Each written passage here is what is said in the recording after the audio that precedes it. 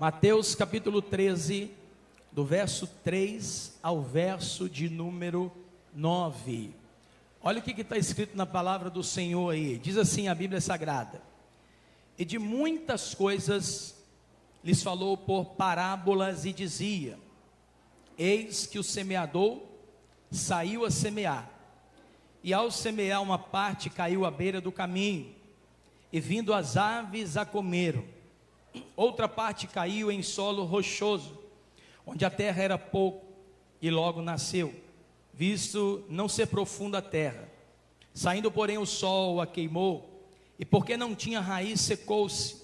Outra caiu entre os espinhos, e os espinhos cresceram e a sufocaram. Outra enfim caiu em boa terra e deu fruto, a 100, a 60 e a 30 por um. Quem tem ouvidos para ouvir, ouça. Verso 18 do capítulo 13: atendei vós, pois, a parábola do semeador. A todos os que ouvem a palavra do reino e não a compreendem, vem o maligno e arrebata o que lhes foi semeado no coração. Este é o que foi semeado à beira do caminho, o que foi semeado em solo rochoso.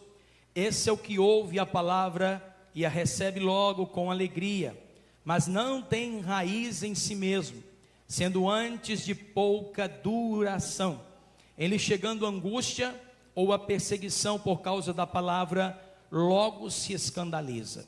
O que foi semeado entre os espinhos é o que ouve a palavra, porém os cuidados do mundo e a fascinação das riquezas sufocam a palavra e fica infrutífera. Mas o que foi semeado em boa terra é o que ouve a palavra e a compreende. Este frutifica e produz a 100, a 60 e a 30 por um. Você pode dizer amém? Eu queria compartilhar com vocês nessa manhã sobre os inimigos da caminhada cristã. Nós estamos aqui diante de vários irmãos que estão decidindo hoje descer as águas e está publicamente confessando sua profissão de fé.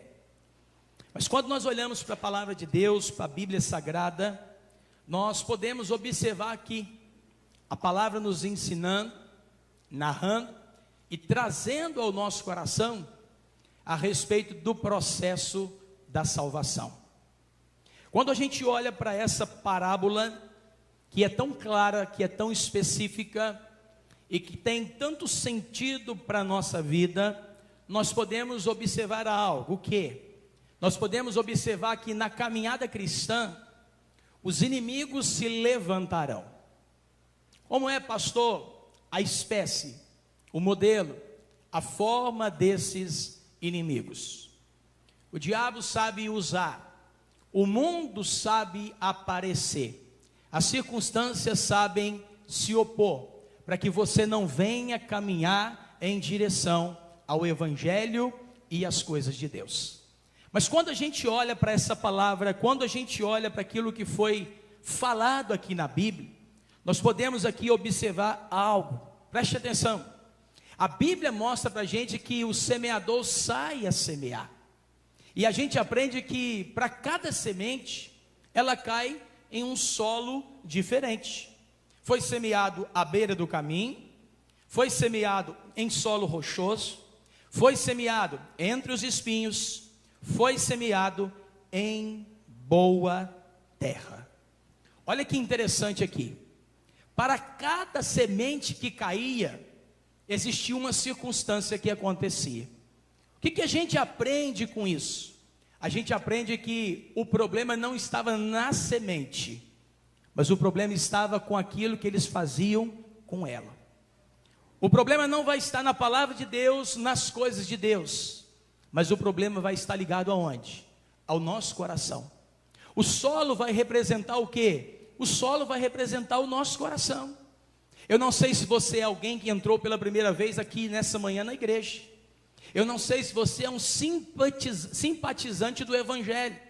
Eu não sei se você é alguém que escutou da sua avó, do seu pai, do seu melhor amigo, a respeito de Cristo, do Evangelho, da cruz.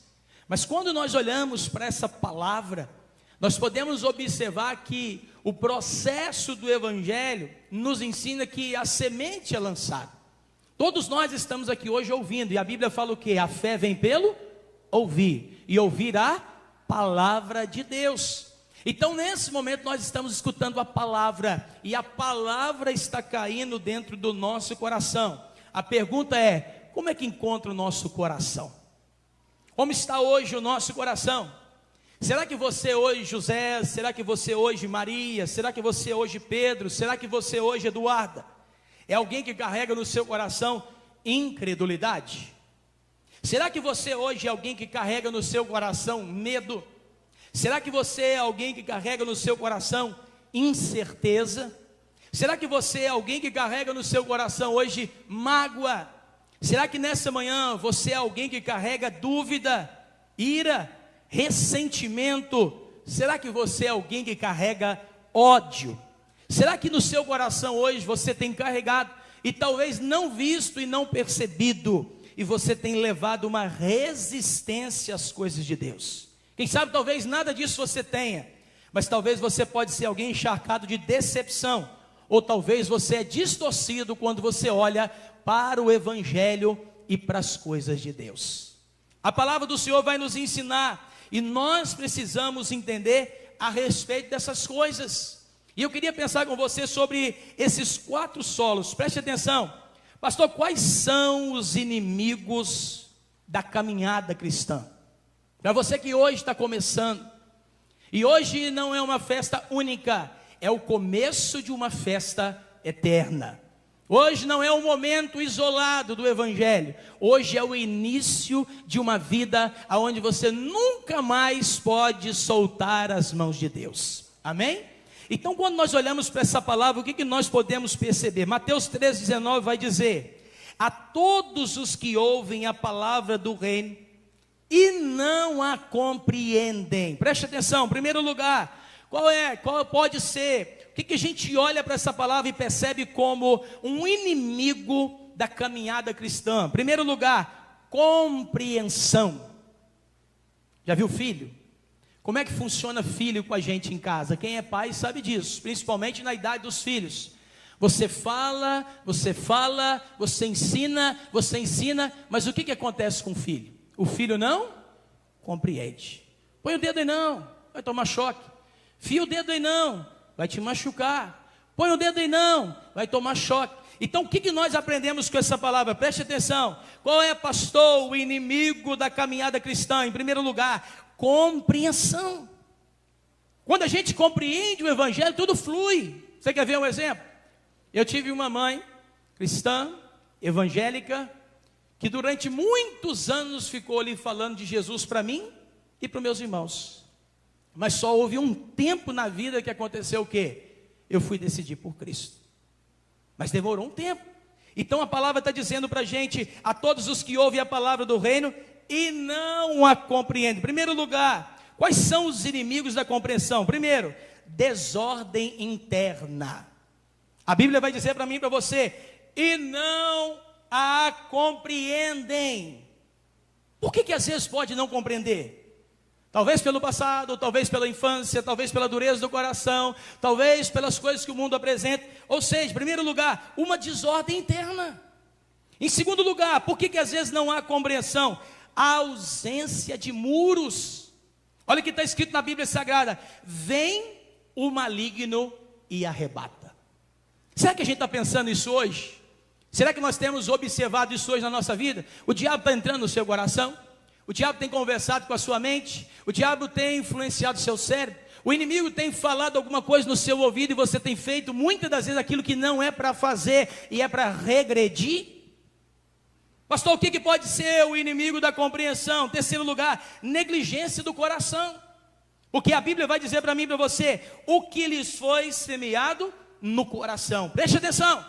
Você está nessa manhã na igreja, você está ouvindo a palavra de Deus, a palavra está caindo no seu coração. Pastor, o que eu tenho nessa manhã? Oportunidade. A Bíblia está dizendo, o que lhes foi semeado no coração. Hoje você está ouvindo a palavra. Hoje você está ouvindo a respeito do Evangelho. Hoje você está ouvindo a respeito das coisas de Deus. Então, o primeiro inimigo da caminhada cristã, muitas das vezes, a má compreensão. Mas em segundo lugar, um segundo inimigo da caminhada cristã, profundidade. Olha o que a Bíblia vai dizer: o que foi semeado em solo rochoso, esse é o que ouve a palavra e a recebe logo, com alegria, mas não tem raiz em si mesmo. Quais são os inimigos da profundidade? A Bíblia está sendo clara, específica, ela está sendo direta a mim, a você, mostrando o que para cada um de nós? Que nós precisamos de quê? Profundidade. O Evangelho não é vir aqui hoje, se batizar e depois deixar a vida por si só, não. O Evangelho é uma vida de renúncia, o Evangelho é uma vida de entrega, o Evangelho é uma vida de negar a si mesmo, o Evangelho é uma vida de olhar para Cristo, o Evangelho é uma vida de fazer de Jesus o nosso exemplo maior. E quando nós olhamos para isso, a Bíblia vai dizer quais os inimigos da profundidade. Em primeiro lugar, a ansiedade. Olha o que nós podemos observar, talvez de forma muito sensível aqui, quando a Bíblia diz: esse é o que ouve a palavra e a recebe logo com alegria. A pessoa que fez a coisa certa, claro, ela teve a atitude correta também. Mas o que nós aprendemos com isso aqui? Nós aprendemos que muitas das vezes existe a pessoa que tem aquela grande ansiedade, mas depois ela não tem o que na caminhada cristã? Constância, dia a dia, arroz com feijão, culto, volta domingo pela manhã, está na igreja, se autorresponsabiliza, ou seja, a vida cristã é uma caminhada genuína, dia após dia, com perseverança. Mas em segundo lugar, o que pode ser o inimigo da profundidade? Primeiro, ansiedade. Talvez em segundo lugar, identidade. Pastor, como assim? Olha o que está escrito: mas não tem raiz em si mesmo. Olha que interessante isso. Pastor, talvez eu não tenha uma boa identidade. A vida, o que eu vivi, o que chegou, o que aconteceu comigo, preste atenção, diante de Cristo, diante da palavra de Cristo, na igreja de Cristo, com os irmãos de Cristo, Deus vai curar a sua identidade, Deus vai ressignificar o seu cérebro, Deus vai abençoar o seu coração, Deus vai apagar os seus pecados, Deus vai fazer de você um novo homem e uma nova mulher, em nome de Jesus. Mas a Bíblia está dizendo, mas não tem raiz em si mesmo. Às vezes o problema não é do mundo, não está do lado de fora, não são outras coisas, o problema está em nós, mas em nós, Cristo em nós é a esperança da glória. Então Jesus pode curar, libertar, restaurar e ressignificar a nossa vida. Mas em terceiro lugar, o que pode ser um inimigo da profundidade? Preste atenção, ele vai dizer no verso de número 21, sendo antes o quê? De pouca duração. O que isso aqui mostra para mim e para você? Preste atenção. Um inimigo da profundidade, superficialidade. Eu preciso ser muito claro a falar isso aqui. O que, pastor? Quando a gente decide por Jesus, nós decidimos não mais pelas outras coisas. Quando a gente olha para Cristo, nós estamos abandonando as outras demais coisas. E a palavra está dizendo algo, sendo antes o quê? De pouca duração. A gente não pode caminhar e ter a nossa vida o quê? Superficial. O que pode estar trazendo na nossa vida, na nossa caminhada, no nosso dia a dia o quê? Superficialidade. E se isso não bastasse, hoje você está sendo invadido pelos vídeos, pela internet, pela comunicação, pelo jornal, pelo mundo, pela falta de organização que a gente vê na sociedade. Somos atacados, destruídos, tentam distorcer os valores, acabar com a família e tantas outras demais coisas no dia atual. Mas em terceiro lugar, pastor, o que é que pode se levantar como inimigo da caminhada cristã? Preste atenção, em terceiro lugar, uma palavrinha chamada tentação. Ele vai dizer no verso 22 assim: o que foi semeado entre os espinhos é o que ouve a palavra, porém, os cuidados do mundo e a fascinação das riquezas sufocam a palavra.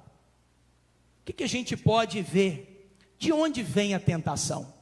A tentação vem de muitos lugares, mas olhando para esse verso aqui, nós podemos destacar duas marcas aqui, quando ele fala assim, ó, porém os cuidados deste mundo. Billy Graham chegou a dizer que toda vez que alguém pensa em desviar dos caminhos de Jesus, o diabo já tem um barquinho preparado para ele.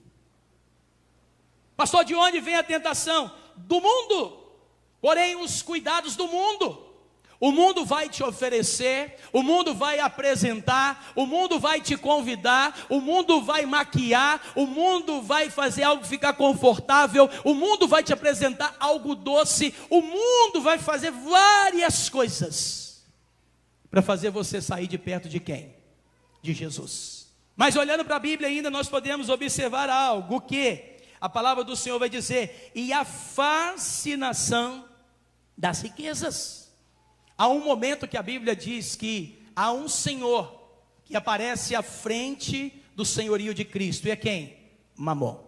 Ninguém pode servir a dois senhores. E quando a gente vê essa palavra, a palavra está dizendo, e a fascinação das riquezas. Pastor, de onde pode vir a tentação? Do mundo. Mas a tentação também pode vir dos desejos errados. Que tipo de desejo nós temos tido hoje? Qual desejo passou no seu coração durante essa semana? O que você teve como desejo na sua casa, no trabalho? Qual desejo muitas das vezes tem passado no nosso coração que não tem glorificado o quê? O nome de Deus. Agora preste atenção. A gente viu aqui que existem várias coisas, várias circunstâncias, vários conflitos, vários problemas, várias investidas para que essa semente não venha o quê? Perdurar no nosso coração, crescer na nossa vida, desenvolver na nossa alma. Mas a palavra de Deus, ela termina dizendo algo. Ela fala assim, mas o que foi semeado em boa terra. Pastor, eu estou ouvindo essa palavra, eu estou aqui nessa manhã na igreja, algo está falando ao meu coração, mas eu tenho isso, eu carrego aquilo, eu tenho essa história. Tudo isso Jesus pode apagar, tudo isso o sangue de Jesus pode limpar, todo o seu passado, todas as palavras, todas as atitudes, tudo que você tem vivido, a mão de Deus pode remover do seu coração, da sua história. E hoje a boa semente, ela pode cair no seu coração, e ela pode apagar, ela pode ressignificar, ela pode lavar, ela pode te levantar, ela pode fazer de você um novo homem, uma nova mulher, uma nova história, uma nova trajetória, um novo projeto nas mãos de Deus. Você pode dizer amém? E a Bíblia diz, mas o que foi semeado em boa terra, é o que ouve a palavra e compreende. Este frutifica e produz a 100, a 60 e a 30 por um. Duas coisas nós vamos observar aqui. Quando a semente cai em boa terra, preste atenção, a boa terra foi preparada. Alguém capinou, alguém limpou o mato, alguém arrancou a sujeira, alguém retirou o ressentimento, a mágoa, a distorção, a dúvida, a incredulidade, o medo. E quando a terra estava ali limpa e preparada, a Bíblia diz que essa semente faz o quê? Cai. E quando essa semente cai, ela produz duas coisas: uma perfeita compreensão, e ela depois vai fazer o quê? Frutificar. Quem se rende a Cristo vai depois fazer de tudo para que outras pessoas também experimentem da mesma graça que você tem desfrutado. Quem encontra a luz vai querer tirar outras pessoas do cativeiro. Quem saiu das trevas vai querer anunciar o evangelho e proclamar as boas novas da salvação. Quem encontra Jesus vai se posicionar no mundo espiritual, porque entendeu a obra que Ele fez no seu coração e pode fazer na sua família, no seu amigo, na sua irmã, no seu vizinho, na pessoa que você ama também. Você pode dizer amém? Eu queria que você estivesse nesse momento fechando os seus olhos um pouco. Você está aqui nessa manhã, a palavra de Deus foi pregada, e sabe, você veio nessa igreja, nessa manhã, nesse domingo, e Jesus marcou o encontro com você, pai, amiga, você que veio aqui por um convite, mas você ouviu a palavra de Deus, você escutou sobre a palavra de Jesus, e nessa manhã você pode deixar essa palavra cair no solo limpo, no solo perfeito, no solo abençoado, no solo onde ela vai crescer a 30, a 60, a 100 por 1. Quem sabe nessa manhã o Senhor preparou esse tempo para você, porque Ele quer entrar na sua casa que está desajustada, Ele quer entrar no seu casamento que está todo rasgado. Quem sabe você veio nessa manhã, mas Ele quer entrar na sua história por causa do seu filho e da sua filha. Quem sabe você chegou aqui e Jesus quer escrever uma nova história e você está com a sua vida financeira toda bagunçada. A boa semente quer cair no seu coração nessa manhã. A semente do Evangelho, a semente da palavra, a semente quer crescer na sua vida e trazer uma nova história. Eu queria orar por você que ouviu, você está com o olho fechado. Se você ouviu essa palavra nessa manhã e de alguma forma você entendeu, peraí, Deus me trouxe no domingo pela manhã e eu estou na igreja, e essa palavra está queimando aqui, pastor, o meu coração. Eu estou entendendo que a minha história, o meu passado, sabe, talvez as drogas, sabe, talvez os vícios, sabe, talvez a cachaça, sabe, talvez o adultério, o pecado, sabe, talvez aquilo que você fez, você entregou agora o seu coração dizendo, Pai, limpa o meu coração, lava o meu coração, traz novamente na minha vida, no meu coração, um tempo novo. Eu queria orar por você, se você quer que essa boa semente caia também no seu coração nessa manhã. Levanta a mão onde você está.